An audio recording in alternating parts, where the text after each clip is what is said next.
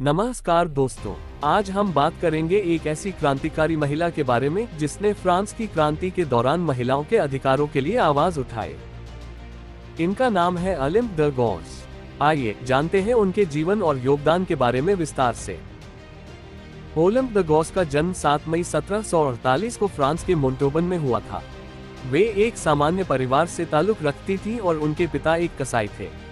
Olymp ने अपनी प्रारंभिक शिक्षा घर पर ही प्राप्त की और उनकी शादी 16 साल की उम्र में एक अमीर आदमी से हुई।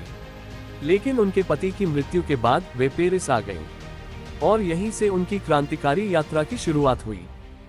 पेरिस में ओलिम्प ने साहित्य में अपनी रुचि को आगे बढ़ाया और नाटकों और उपन्यासों के माध्यम से समाज के विभिन्न मुद्दों पर अपने विचार व्यक्त करने लगी। उन्होंने ज़माइरा और मिर्जा जैसे नाटक लिखे जिसमें उन्होंने गुलामी की निंदा की और इसे मानवता के खिलाफ एक अपराध बताया। 1789 में फ्रांसीसी क्रांति की शुरुआत हुई और इसने पूरे फ्रांस को हिलाकर रख दिया।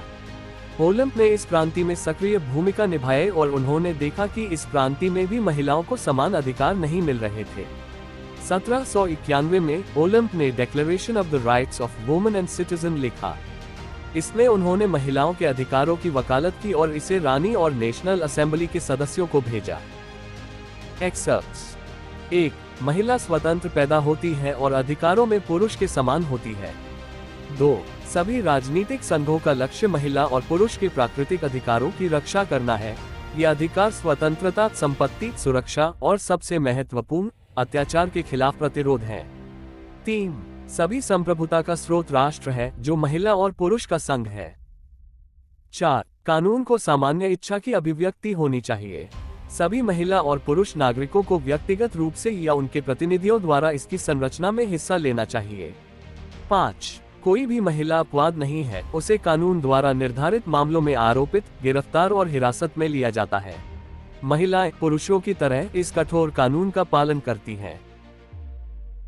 1793 में जब जैकोबिन सरकार ने महिलाओं के क्लबों को जबरन बंद कर दिया, तब ओलिम्प ने इसकी कड़ी आलोचना की। उन्होंने कहा कि महिलाओं को भी राजनीतिक गतिविधियों में शामिल होने का अधिकार होना चाहिए।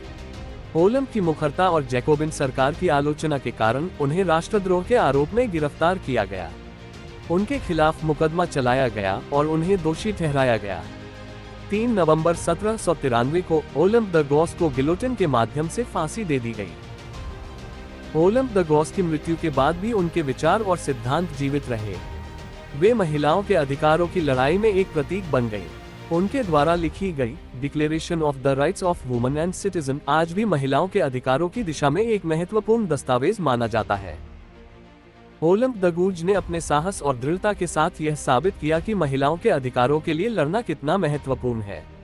उन्होंने अपने समय की चुनौतियों का सामना करते हुए महिलाओं के लिए समानता और स्वतंत्रता की आवाज उठाई। आज हम उनके योगदान को याद करते हैं और उनसे प्रेरणा लेते हैं कि किसी भी अन्याय के खिलाफ खड़े होना और अपने अधिकारों के लिए लड़ना जरूरी है। इस वीडियो को देखने के लिए धन्यवाद। अगर आपको हमारा ये प्रयास पसंद आया हो तो कृपया इसे लाइक करें, शेयर करें और हमारे चैनल को सब्सक्राइब करें। अपनी राय और सुझाव हमें कमेंट्स में बताना न भूलें। धन्यवाद।